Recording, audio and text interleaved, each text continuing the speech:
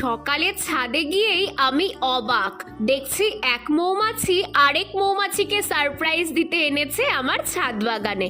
কচি কাচাদের প্রিয় জায়গা হয়ে উঠেছে এখন আমার এই ছাদ বাগান। আচ্ছা, ওসব ছাড়ো, তোমরা কি কেউ কখনো নিজের বাড়ি থেকে চুরি করেছো? আমি করেছি। এই দুটো পুটলি আমি বাড়ি থেকেই চুরি করেছি। ঘটনাটা এবার বলি। দুদিন আগে ছাদ থেকে দেখছি ট্রাক্টর বোঝাই করে বাবা কিছু একটা জমিতে পাঠাচ্ছে।